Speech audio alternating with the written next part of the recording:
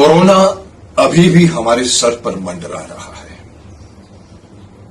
पूरा वर्ल्ड परेशान है, हर कंट्री परेशान है, भारत परेशान है। सबकी परेशानी अलग अलग तरीके की है।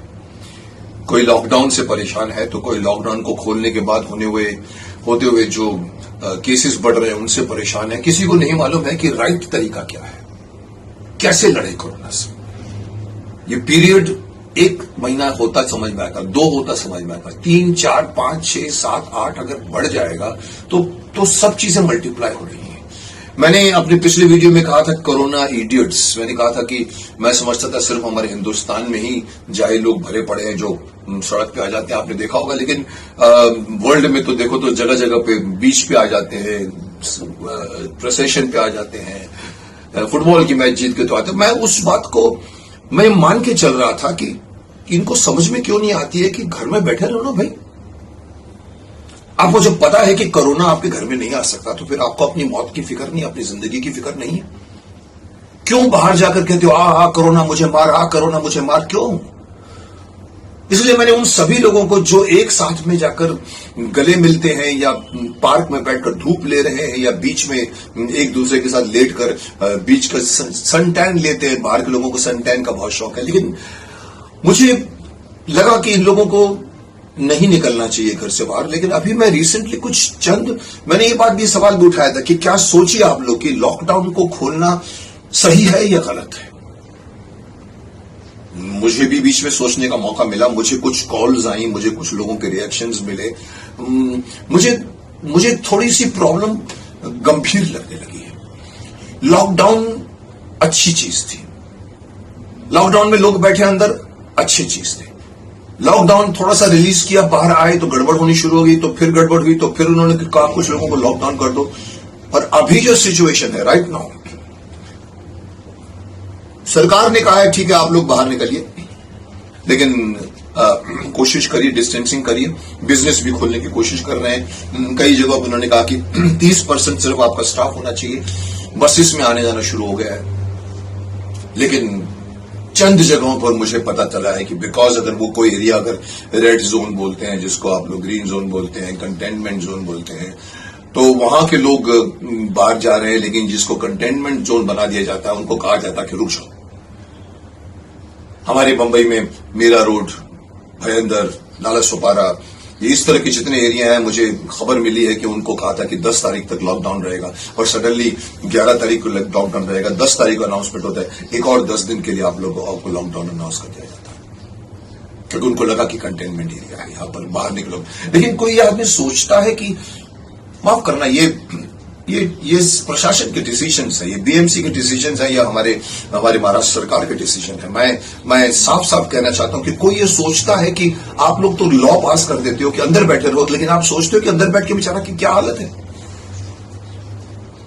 अगर किसी को आप अंदर बिठाते हो क्योंकि बाहर आना खतरे से खाली नहीं है, तो आपका फर्ज बनता है कि अंदर बैठे वाले भी खतरे में ना जाए, उसकी भी आप लोग निगाह रखो। कोई चेक करता है कि जो आदमी को अंदर बैठने को 10 दिन और कहा है, पहले 10 दिन, उसके पहले भी 10 दिन, एक साथ में 2 महीने तक अंदर बैठा हुआ है। कहा जा रहा है कि आपके लिए ग्रोसरी का शॉप खुला हुआ है, आपके लिए सब्जी वाले बाहर बैठे हुए हैं, आपके लिए दवाइयां खुली हुई हैं, आप चाहो तो खरीद सकते हो। लेकिन कोई ये पूछता है कि आपके पास पैसे हैं खरीदने के? जैसे मैंने पिछली बार कहा था, इस वक्त सबसे बड़ा प्रॉब्लम आ रहा है पैसा। मुझे एक अपने कोलीग ने बताया, सर मैं आपको सच सच बता दूं, मेरे बैंक में इस वक्त 10,000 रुपए पड़े हुए हैं, मैं 1 महीना और राशन के लिए खींच सकूंगा, उसके बाद नहीं। उससे भी कम किसी के पास होंगे। जो पैसे वाले हैं, मैं मानता हूं, जिनके बैंक में मैंने कहा था अरबों रुपए पड़े हैं, करोड़ों पड़े हैं, लाखों पड़े हैं, उनको फर्क नहीं पड़ता। उनको आप 6 महीने भी बिठा दो, वो लोग अपने को समझेंगे हॉलीडे मान के बैठ जाएंगे। लेकिन जो आदमी की वेजेस पर डे भी थी, हार्डवेयर की दुकानें होती हैं, जो खोमचे लगाते हैं, जो चाय बेचते हैं, जो मजदूरी करते हैं, वो लोग बैंक में पैसे नहीं रखते। वो लोग डेली चलाते हैं अपना। 800 रुपए आज आ गया, चल एक काम कर, इसके कल की सब्जी खरीद ले से, ये कितना देना है इसको, अपने किसी को बच्चे को स्कूल पढ़ा रहा है, किसी को वाइफ को ये चाहिए, उसको वो चाहिए, उसी में उनका गुजारा होता है। नेक्स्ट डे दूसरा 800 आया, नेक्स्ट डे दूसरा 800 आया, फिर 800 आया, पूरा महीना गुजर जाता है। लेकिन वो पर डे है। ऐसे बहुत लोग हैं इनमें से बहुत से लोग तो चले गए हैं, वर्करों को आपने भेज दिया है, धक्के मार मार के भेज दिया उनको।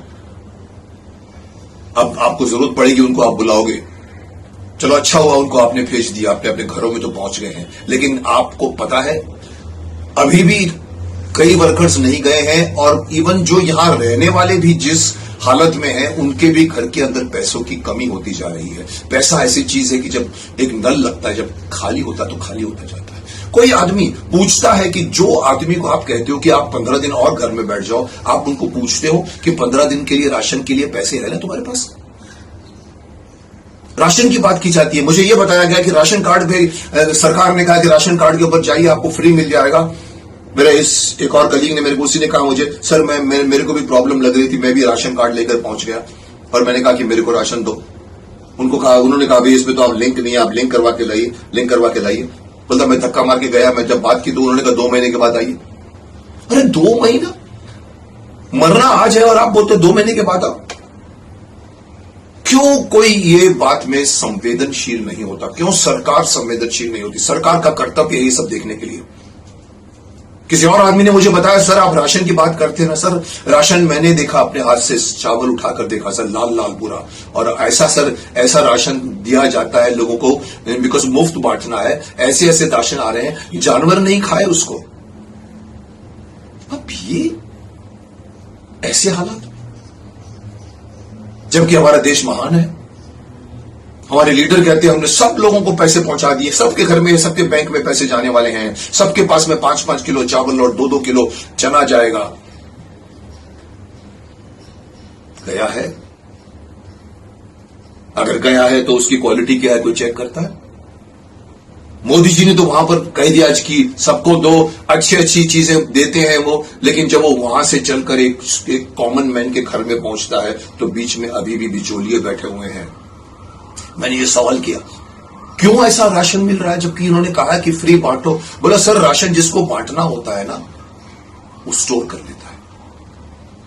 अच्छा क्वालिटी एक्सपोर्ट के चक्कर में रखता है या बाहर बेचता है, बड़े या पैसे बढ़ा के बेचता है। जो उनको फ्री देना है, वो जो गंदी से गंदी क्वालिटी उसके पास जो बचती है वो दिया जाता है।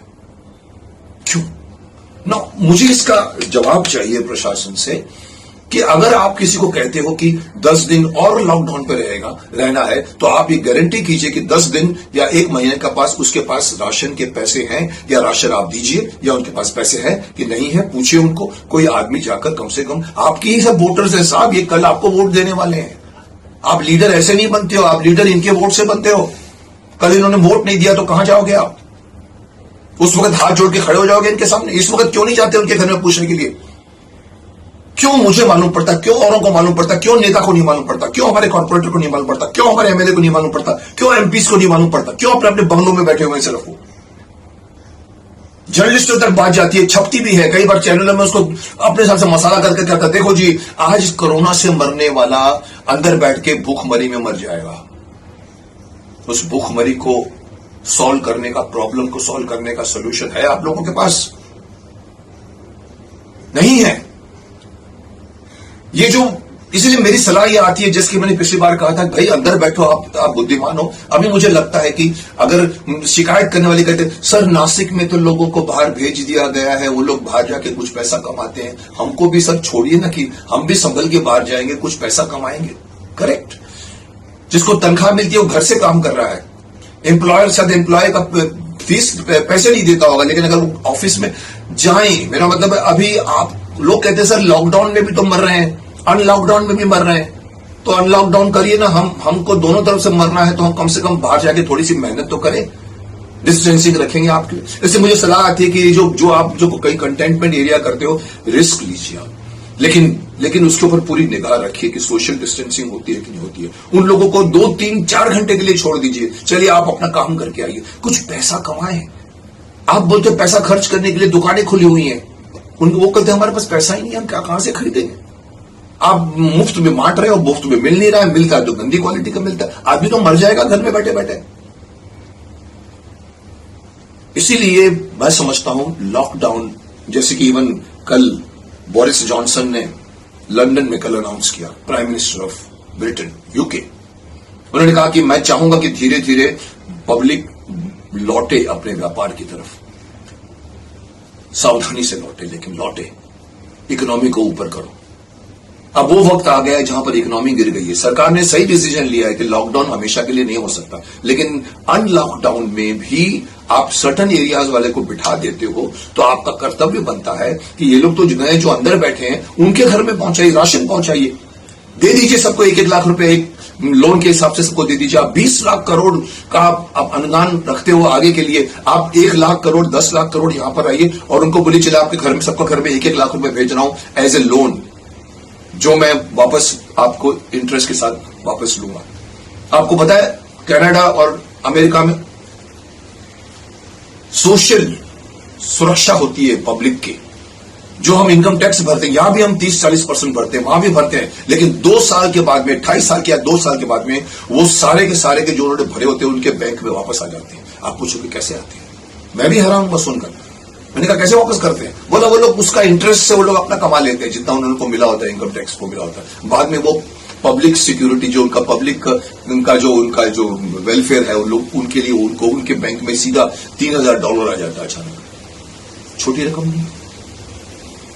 यहां क्यों नहीं हो सकता ऐसा? यहां क्यों नहीं, इस वक्त क्यों नहीं सोचा जाता? जैसे कि मैंने पिछले वीडियो में कहा था, स्कूल फीस आधी कर दो, ईएमआई को बोलो रुक जाओ, आपको ईएमआई मिलेगा। ऐसे स्टेप लेने पड़ेंगे क्योंकि आदमी नहीं तो अंदर बैठे बैठे सुसाइड करेगा। मुझे कई लोगों ने कहा सर हमको तो सुसाइड कर लेंगे।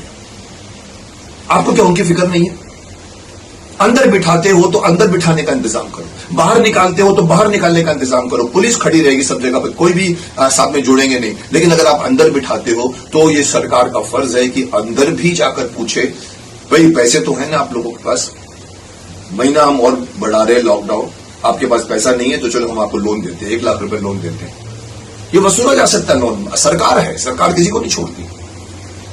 जो कनाडा की सरकार पैसे वापस करती है, यहां पर माफ करना हमारे पैसे कभी कभी वापस आते तो वापस भी नहीं आते, लड़ना पड़ता है उसके लिए। तो सरकार थोड़ी आपके पैसे छोड़ेगी। सरकार को मैं सलाह देना चाहता हूं कि जो लोगों को आपने घर में बिठाया है, और बिठाना जरूरी है क्योंकि कंटेनमेंट जोन है, तो उनको आप लोन दीजिए, या देखिए कि उनके घर में सही मायने में अच्छा अनाज फ्री मिल रहा है, नहीं मिल रहा है। माफ करना, मैं साफ बोलता हूं, ग्राउंड लेवल पे आके देखिए, आपको मालूम पड़ेगा कि क्या हो रहा है, क्या धांधलीबाजी हो रही है ये सब बांटने में।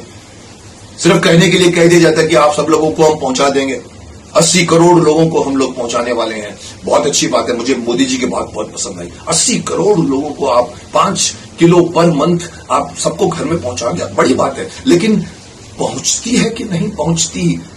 कोई है आपके पास सीबीआई का डिपार्टमेंट, या कोई आपका पास कोई एजेंट्स है आपके जो घर घर में जाके पकड़ते हैं, कोई बीच में गड़बड़ी ना करे?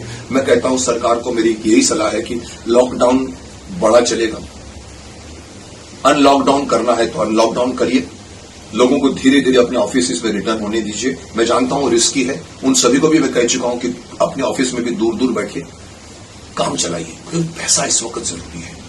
और मुझे मालूम है कि बिजनेस इतना आसान नहीं है, प्रोडक्शन वाले अगर प्रोड्यूस भी करेंगे तो खरीदने वाले के पास पैसा नहीं है, इसलिए है डिफिकल्ट। लेकिन जब तक आप स्टार्ट नहीं करोगे, और खास तौर पर ये जो नाला सोपारा और ये मीरा रोड और इस तरह की जो जगह है जहां पर कंटेनमेंट जोन बना के लोगों को अटका दिया जाता है, उन लोगों की दुख सुविधा के बारे में पूछा जाए, जेन्युइनली, ऑनेस्टली, ईमानदारी। मैं वही शुरू से कहता हूं, हमारे देश में ईमानदारी की कमी हो गई है। कोशिश कीजिए, उनको अप्रोच कीजिए, तब जाके कोरोना से लड़ा जा सकता है।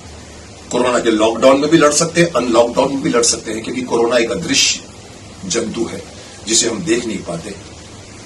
सरकार ने के कहने पर हम अंदर चले गए हैं, तो सरकार का ये फर्ज बनता है कि अंदर बैठे हुए लोगों का भी हित का ख्याल रखें।